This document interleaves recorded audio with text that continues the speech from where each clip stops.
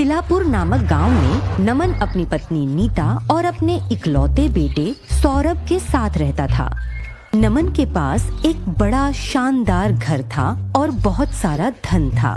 नीता और सौरभ अपने धन और अपने घर पर गर्व करते थे। वे अक्सर उन लोगों का मजाक उड़ाते थे जो उनसे गरीब थे। उन्हें इस बात की भी परवाह नहीं थी कि उनका मजाक उड़ाना गरीब लोगों को कैसा महसूस कराता है। एक दिन नीता ने अपने पति से कहा, सुनिए जी, मेरी सहेलियां कल किटी पार्टी के लिए घर आ रही हैं। मुझे शॉपिंग करनी है, कृपया मुझे कुछ पैसे दीजिए। सौरभ और मैं मॉल जाकर सब कुछ ले आएंगे। ठीक है, अलमारी से पैसे ले लो, लेकिन जब तुम मॉल जा रही हो तो मेरे भाई के बेटे रमन के लिए भी कुछ ले आना। नीता ने कुछ नहीं कहा। उसने बस मुंह बनाया और दूसरी तरफ देखने लगी। उसे नमन के भाई के परिवार से नफरत थी क्योंकि वे गरीब थे और झोपड़ी में रहते थे। मैं जानता हूँ कि मेरा भाई गरीब है और झोपड़ी में रहता है, इसी वजह से तुम्हें वे पसंद नहीं है। वैसे भी तुम मेरी कभी नहीं सुनती, लेकिन अगर तुम रमन के लिए एक ड्रेस ले आओगी तो मुझे खुशी होगी। यह कहकर नमन ऑफिस के लिए निकल गया।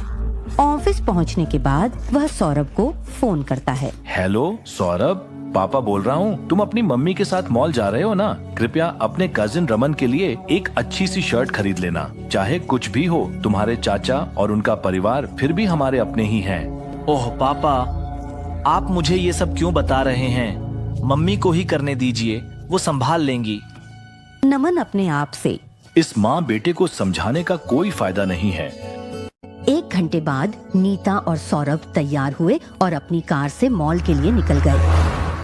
जैसे ही वे पार्किंग करके मॉल के प्रवेश द्वार की ओर बढ़े, उन्होंने देखा कि रमन और उसकी माँ सीमा सड़क के उस पार पुराने कपड़ों में खड़े हैं। नीता और सौरभ उनके पास सिर्फ उनका मजाक उड़ाने के लिए गए। अरे तुम दोनों यहाँ क्या कर रहे हो? आशा है कि आप इतने बड़े मॉल में खरीदारी करने नहीं आए हैं। क्या तुम आए हो? नहीं नहीं आंटी, हम झोपड़ी में रहते हैं। हम इतने महंगे जगह पर खरीदारी क्यों करेंगे? हम तो बस ऐसे ही यहाँ हैं। रमन का जवाब सुनकर नीता ने अपना चेहरा बिगाड़ लिया। सीमा ने तुरंत समझ लिया कि नीता का इरादा सिर्फ उनका अपमान करना है, लेकिन दयालु स्वभाव की होने के कारण उन्होंने बस मुस्कुरा कर कहा, दीदी कैसी हो? सौरभ बेटा, उम्मीद है तुम अच्छे होगे। लगता है तुम्हारी किस्मत और कपड़े दोनों ही फटे हुए हैं। शायद तुम्हारी नजर भी। सिर्फ हमारे कपड़े और हमें देखकर ही तुम्हें समझ जाना चाहिए कि हम बहुत अच्छे हैं और जिंदगी का आनंद ले रहे हैं। दीदी, हमारे कपड़े पुराने और पैबंद लगे हैं, लेकिन हमारी नजरें बिल्कुल साफ हैं। आपको देखकर ही हमें सब समझ आ गया। खैर छोड़िए, आइए दीदी, हमारा घर पास ही है। कृपया हमारे घर आइए। सौरभ बेटा, ये लोग उस झोपड़ी को घर कहते हैं, तो फिर हमारे बंगले को ये क्या कहेंगे? यह सुनकर रमन ने नीता से कहा, आंटी, भले ही हमारा घर एक झोपड़ी है और हमारे पास पैसे नहीं हैं, लेकिन दिल से हम बहुत अमीर हैं। यह सुनकर नीता और सौरभ की हंसी बंद हो गई। हाँ हाँ हाँ, दिल से अमीर। क्या तुम्हारी झोपड़ी में फ्रिज, एसी या वॉशिंग मशीन भी है? छोड़ो भी, तुम लोग तो दिन में 2 वक्त की ढंग की रोटी के लिए भी जूझते हो। रमन अपनी माँ से, चलो माँ, घर चलते हैं। हाँ हाँ, हम भी स्वतंत्र नहीं हैं। हमें बहुत सारी शॉपिंग करनी है। चलो बेटा। सीमा और रमन वहाँ से चले गए। नीता और सौरभ मॉल के अंदर चले गए। कुछ दिन ऐसे ही बीत गए। फिर अचानक नमन का ऑफिस सील हो गया और बंद हो गया। हालांकि ऑफिस बंद हो गया था, लेकिन वे अपनी बचत से उसी तरह खर्च करते रहे।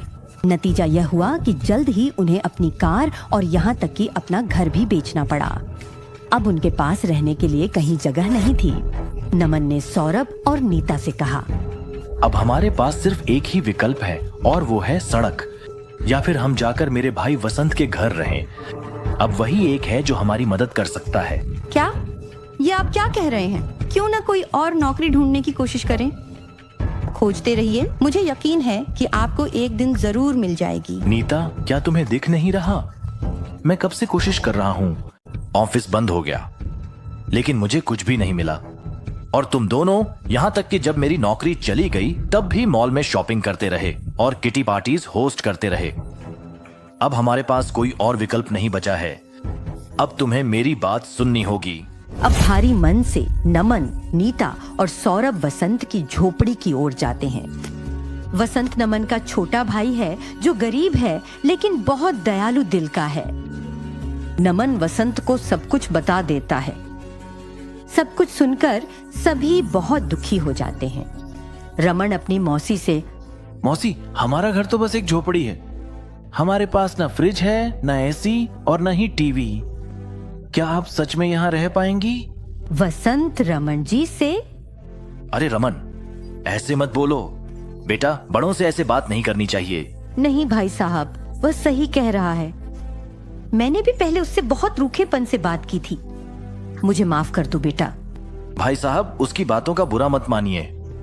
कृपया किसी भी बात की चिंता मत कीजिए। आप हमारे साथ यहीं रहिए, ये घर आपका भी है। वसंत, कल से मैं भी तुम्हारे साथ खेत में काम करूंगा, ठीक है? हम सब मिलकर खेत में काम करने चलेंगे। उस दिन के बाद से नीता और सौरभ ने अपना घमंड छोड़ दिया। वे सीमा और रमन के साथ हर काम में मदद करने लगे।